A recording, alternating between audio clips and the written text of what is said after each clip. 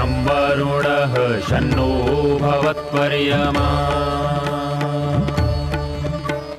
शन्न इन्द्रो बृहस्पतिः शन्नो विष्णुरुक्रमः ॐ शान्ति शान्ति शान्तिः।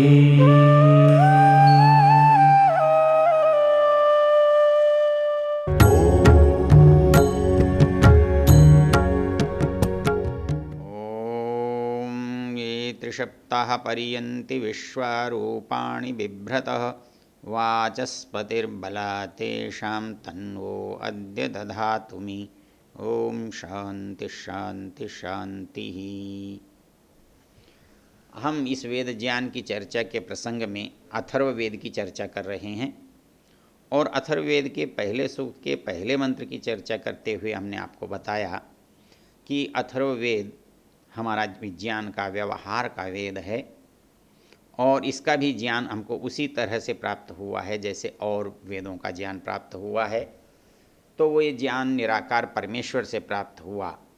तो पिछली चर्चा में हमारे सामने एक प्रश्न पैदा हुआ कि साकार जब होता है कोई व्यक्ति के रूप में, मनुष्य के रूप में, तो वो ज्ञान दे सकता है, तो वो साकार को ही दे सकता है, वो निराकार को नहीं दे सकता। अर्थात जिसके पास कोई गूंगा है, कोई बहरा है, कोई बोलता नहीं है, तो उसे हम नहीं दे सकते। हम कोई चित्र उसे दिखाना चाहें अंधे को तो नहीं दिखा सकते, कोई बात हम कितनी भी ज़ोर से बोले बहरे को नहीं सुना सकते। तो इसलिए जिन साधनों का उपयोग करके हम ज्ञान दूसरे तक पहुंचाना चाहते हैं, वो साधन यदि दूसरे के पास हैं तो वो ज्ञान वहाँ तक पहुँचता है, नहीं तो नहीं पहुँचता। लेकिन वो ज्ञान हमारे अंदर तो बिना साधनों के है, तो फिर वो ज्ञान कैसे किस तक पहुंच सकता है?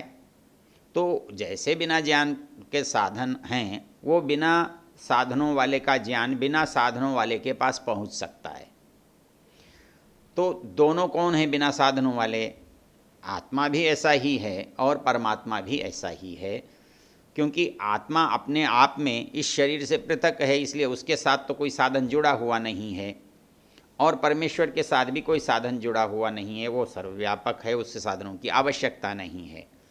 लेकिन जब दोनों ज्ञान देना और प्राप्त करना चाहते हैं तो ऐसी स्थिति में उनको किसी भी साधन की आवश्यकता नहीं होती, क्योंकि दोनों ही उस परिस्थिति में बिना साधनों के हैं। तो बिना साधनों के जब हम होते हैं तो आत्मा परमात्मा से ज्ञान प्राप्त करता है, कर सकता है, और परमात्मा आत्मा को ज्ञान दे सकता है और देता है और निरंतर ही देता है, क्योंकि दोनों ही निराकार हैं। तो जैसे हम विचार करते हुए, चिंतन करते हुए भाषा का भी उपयोग करते हैं, विचारों का भी देखते हैं, विचारों को भी विचारते सोचते बोल रहते हैं, लेकिन फिर भी हमें किसी कान आँख नाक की आवश्यकता नहीं पड़ती है। तो वैसे ही परमेश्वर जब किसी ज्ञान को किसी आत्मा में प्रदान करता है, प्रेषित करता है, तो वहाँ उसको किसी भी साधन की आवश्यकता नहीं है। तो जैसे परमेश्वर ने हमको संसार बना कर दिया है, वैसे ही इसका उपयोग करने के लिए हमको ज्ञान भी दिया है। प्रश्न ये पैदा होता है कि ये ज्ञान क्या हम स्वयं प्राप्त नहीं कर सकते? ये इसका अच्छा सा उदाहरण है कि दुनिया की कोई भी वस्तु जो आपके सामने पहली बार आई हो, पहली बार बनी हो, आपके सामने रखी हो, तो क्या आप उसका उपयोग स्वयं कर सकते हैं? और हम निश्चित रूप से नहीं कर पाते, नहीं कर सकते। क्यों? कि हमें उसके बारे में कुछ पता ही नहीं होता। तो छोटी से छोटी चीज़ भी यदि हमने होती हुई न देखी हो, किसी ने करके न बताई हो, बताने का प्रकार किसी ने न समझाया हो, तो वो चीज़ हमारे को समझ में नहीं आती। तो इसलिए वो ज़रूर किसी न किसी ने हमको बताई होगी, की होगी, करके दिखाई होगी, तब हमारी समझ में वो आती है। तो इसलिए कोई ये समझता हो कि इससे ये ज्ञान हम मनुष्यों के द्वारा प्राप्त हो सकता है, हम इसको उत्पन्न कर सकते हैं, तो यह संभव नहीं है। जो लोग ये कहते हैं, और कुछ लोग ये कहते हैं कि मनुष्य के पास ज्ञान है, आप ये मानते हो, क्या मानते हैं? कि स्वाभाविक ज्ञान है। और जब ये मानते हो कि स्वाभाविक ज्ञान है, तो फिर नैमित्तिक ज्ञान को मानने में क्या परेशानी है? स्वाभाविक ज्ञान से ही तो ज्ञान का विकास हो सकता है, क्योंकि ज्ञान का बीज तो है, ज्ञान का प्रकार तो है, ज्ञान का मूल सामर्थ्य तो है। तो ऐसी स्थिति में क्या ये न मान लिया जाए कि वो ऐसा उससे आगे बढ़ जाएगा? ऐसा यदि बढ़ता तो बढ़ता दिखाई देता। संसार में ये बढ़ने की प्रवृत्ति होती तो फिर मिटने की प्रवृत्ति नहीं होती, वो निरंतर बढ़ता ही रहता। क्योंकि स्वाभाविक ज्ञान भी बढ़ता नहीं है, जितना है उतना ही रहता है। जिसके पास, जिन जंतुओं के पास जितना स्वाभाविक ज्ञान है वो उतना ही रहता है, उससे अधिक नहीं बढ़ता। वो कितनी भी पीढ़ियों से पीढ़ियों में चला जाए, लेकिन उसमें वृद्धि, यदि उसमें वृद्धि होती तो फिर आज ज्ञान की कोई सीमा नहीं होती। अर्थात फिर आज जो पैदा होने वाला पशु है वो ज्ञान के रूप में फिर पशु नहीं होता, बढ़ता ही जाता। और यदि 100 साल में, 200 साल में, 1000 साल में तिल तिल करके भी बढ़ता होता तो बढ़ने की सीमा पहाड़ से बड़ी हो जाती, वो सारे वेद ज्ञान से ऊपर ही ज्ञानवान हो जाते। लेकिन वो स्वाभाविक ज्ञान जिसे हम कहते हैं, वो ज्ञान आज तक कभी बढ़ा ही नहीं। जिस प्राणी में, जिस जंतु में जितना था, जितना है, उतना ही है। इसलिए यदि ये हम सोचें कि स्वाभाविक ज्ञान से ही हम सारे नैमित्तिक ज्ञान को उत्पन्न कर लेंगे या कर सकते हैं, तो ये इसलिए गलत है क्योंकि जो भी, जिसका भी, जैसा भी स्वाभाविक ज्ञान है उसमें आज तक किसी प्रकार की वृद्धि देखने में नहीं आई। वो ज्ञान स्वाभाविक है, उतने में कोई कमी नहीं होती, वो अधिक से अधिक उस प्राणी में मिलता है। न वो ज्ञान दूसरे प्राणी में संक्रमित होता है, न उस प्राणी में उस ज्ञान की वृद्धि होती है। नहीं तो ऐसा हो सकता था, एक प्राणी जो देखने में सक्षम है और दूसरा प्राणी सुनने में है, तो इन दोनों के ज्ञान में यदि संक्रमण संभव था तो देखने वाले के पास सूंघने का, सूंघने वाले के पास देखने का, देखने वाले के पास सुनने का, सुनने वाले के पास उसको समझने का ज्ञान बढ़ जाता, दोनों का मिल करके बड़ा हो जाता। लेकिन ऐसा है नहीं। संसार के जितने भी प्राणी हैं सबका ज्ञान सीमित है और उतना ही है, और आज भी उतना ही है, आगे भी उतना ही रहने वाला है। वैसे ही मनुष्य का स्वाभाविक ज्ञान भी जितना है उतना ही है, उससे आगे वो बढ़ता नहीं है।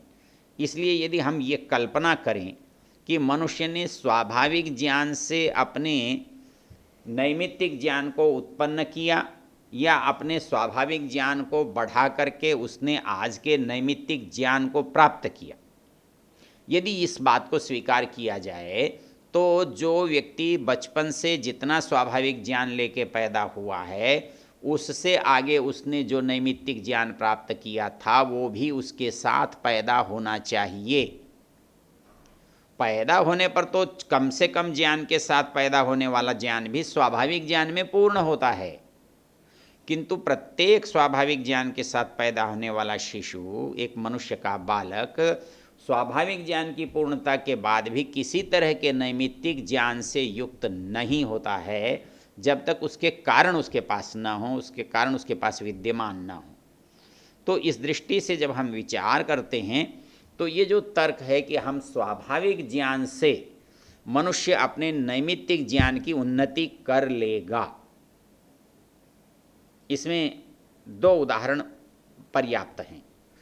एक उदाहरण तो ये है कि यदि स्वाभाविक ज्ञान से उन्नति होती तो जिसके पास भी स्वाभाविक ज्ञान है उसके पास उन्नत नैमित्तिक ज्ञान अपने आप आ जाता।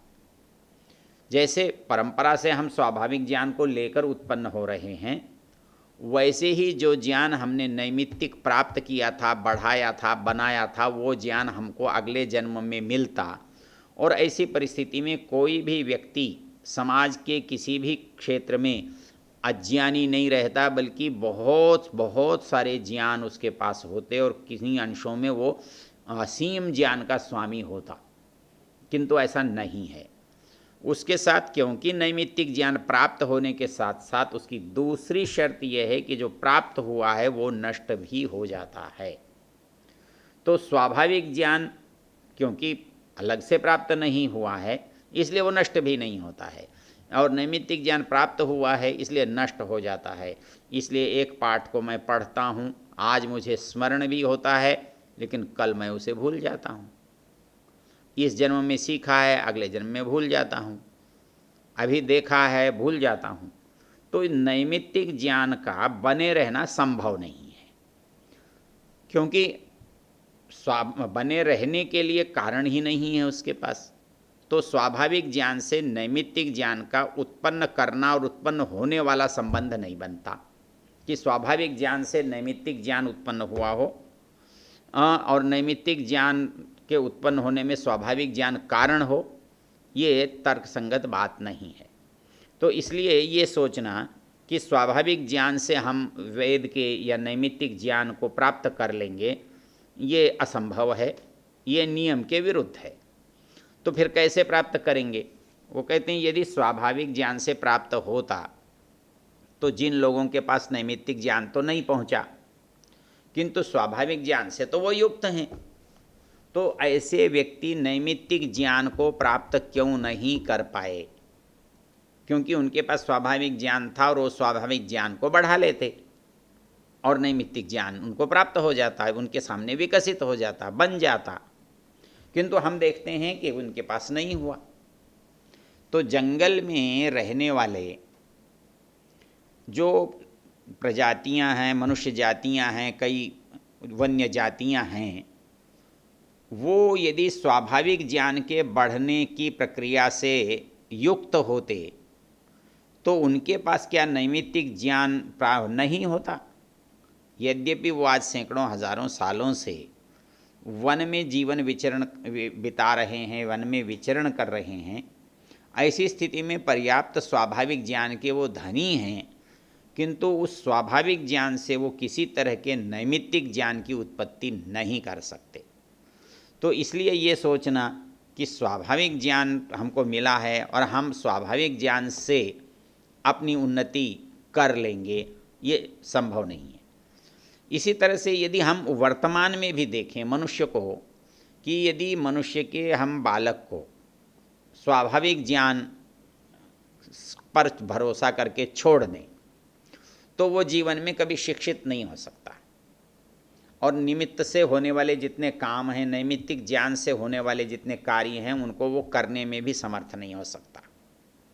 तो ये जो बात है, इससे पता लगता है कि नैमित्तिक ज्ञान के बिना कोई काम मनुष्य नहीं कर सकता, और वो नैमित्तिक ज्ञान उसे कहीं से प्राप्त करना होता है, कोई उसको देने वाला होता है। और आज की परिस्थिति में तो मनुष्य हो सकता है, किंतु उसके प्रारंभ की परिस्थिति में वो मनुष्य के द्वारा भी संभव नहीं है। किसी भी मनुष्य के पास वो आएगा कहाँ से?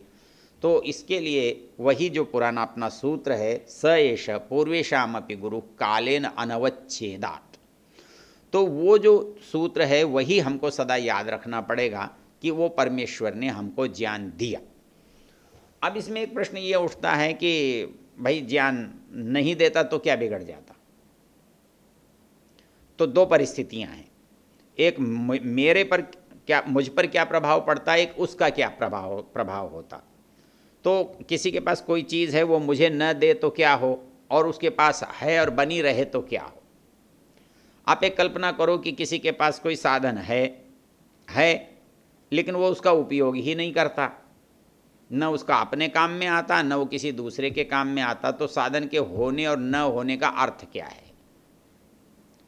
उसका मूल्य क्या है? किसी भी वस्तु का मूल्य तब होता है जब वो मेरे लिए या दूसरे के लिए उपयोगी होती है, और ऐसी ही उपयोगी वस्तुओं का मनुष्य संग्रह करता है। या तो अपने लिए संग्रह करता है या दूसरे के लिए संग्रह करता है। दूसरे के लिए संग्रह करता है तो प्रेमवश संग्रह करता है या व्यापार के लिए संग्रह करता है। जब वो परोपकार की भावना से संग्रह करता है तो अपने लिए भी कर लेता है, दूसरे के लिए भी करता है। जब वो स्वार्थ की भावना से संग्रह करता है तो उनको संग्रह करके परोपकार में दूसरे में लगाता तो है, किंतु परोपकार की भावना के स्थान पर व्यापार की भावना में लगाता है। तो इस तरह से वो उसका संग्रह करता है। यदि उपयोगी नहीं हो तो जैसे मिट्टी पड़ी रहती है तो पड़ी रहती है, उसको न कोई उसको लेने वाला है न कोई देने वाला है। तो वैसे ही यदि ज्ञान की परिस्थिति होती और ज्ञान उपयोगी ना होता, न देने के उपयोग में होता न लेने के अपने काम में होता, तो फिर ज्ञान के होने का अर्थ ही क्या होता। तो इसलिए ज्ञान जो है उसका मूल सिद्धांत है, ज्ञान का उपयोग है उसका अपने लिए या दूसरे के लिए काम में आना। और यदि मुझे न दिया होता तो मैं इसका उपयोग करके आज समर्थ कैसे होता। इसलिए मुझे आवश्यकता है मेरे काम में लाने के लिए और उसे आवश्यकता है मुझे देने के लिए, क्योंकि उसको अपनी आवश्यकता है नहीं। तो इसलिए ज्ञान का जो प्रयोजन है, ज्ञान का जो उद्देश्य है, वो अपने लिए या दूसरे के लिए सुख उठाना, वो दूसरे के लिए या अपने लिए लाभ प्राप्त करना, अपने लिए या दूसरे के लिए उसकी रक्षा करना, किसी को बचाना। तो ये सब ज्ञान जो हैं ये ज्ञान का प्रयोजन है। और यदि विद्या न हो तो विद्या के बिना मनुष्य को सुख नहीं हो सकता, क्योंकि ज्ञान का जो परिणाम होता है, उस ज्ञान से जो कुछ हम करते हैं उस करने के पीछे जो हमारा उद्देश्य और प्रयोजन होता है वो प्रयोजन होता है सुख प्राप्ति। और इसलिए किसी भी मनुष्य के पास जितना अधिक ज्ञान है वो मनुष्य उतना ही अधिक सुख प्राप्त करता है, कर सकता है। जिसके मनुष्य के पास जितना कम ज्ञान है या ज्ञान का अभाव है तो वो मनुष्य उतना ही कष्ट में रहता है, उतना ही दुख में रहता है, उतनी ही दरिद्रता में रहता है। तो इसलिए विद्या जो है, ज्ञान जो है, वो सुख के लिए आवश्यक है, सुख का प्रयोजन है। ऋषि दयानंद लिखते हैं कि विद्या से जितना सुख मिलता है उतना संसार की वस्तुओं से जो तुलना है वो ये है उसका 1000वां हिस्सा भी नहीं है। अर्थात ज्ञान के सुख के सामने संसार की वस्तुओं का जो सुख है उसका 1000वां हिस्सा भी नहीं है, क्योंकि ज्ञान पवित्र है, ज्ञान प्रकाश है, ज्ञान सुख है। नहीं ज्ञानेन सदृशम पवित्रम इह विद्यते। कृष्ण जी गीता में कहते हैं कि संसार में ज्ञान से पवित्र कुछ भी नहीं है। इस संसार में ज्ञान को प्राप्त करने के बाद मनुष्य के पास जो सबसे बड़ा लाभ होता है वो ज्ञानी से सुख मिलता है। ज्ञानी न सुखी न, जो ज्ञानी हैं वही सुखी हैं। तो ऐसी स्थिति में ये सोचना कि हमको वेद के ज्ञान की क्या आवश्यकता है, हमको वेद का ज्ञान परमेश्वर ने क्यों दिया, वो परमेश्वर ज्ञान दे करके हमारा क्या करना चाहता है, तो समझ में ये आता है कि ज्ञान से हम वस्तुओं का जो उपयोग करते हैं, ज्ञान से हम उनको समझते हैं। हमारे अंदर जो भय, शोक, क्रोध, राग, द्वेष, जितनी परिस्थितियां हैं वो अज्ञान का परिणाम है। यदि हमारे पास ज्ञान हो जाए तो इन सब परिस्थितियों से हमें दुख नहीं हो सकता, और यही सब परिस्थितियां दुख का कारण हैं। तो मूल समस्या इस संसार में जो है वो ये है कि ज्ञान का अभाव।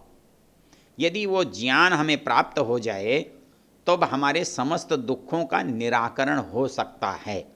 तो पहले इसलिए हमको ये पता चलता है कि परमेश्वर का वेद की रचना में क्या उद्देश्य है, वेद के बनाने में क्या उद्देश्य है। संसार में दोनों ही काम जो परमेश्वर के किए हुए हैं वो एक ही प्रयोजन के लिए हैं, चाहे संसार किया हो या उसको वेद बनाया हो, दोनों का प्रयोजन ज्ञान और ज्ञान का उपयोग है।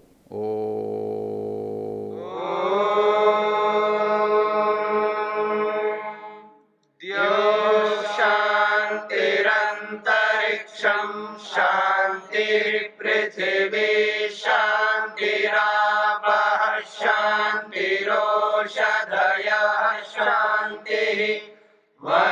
वनस्पतयः शान्तिर्विश्वे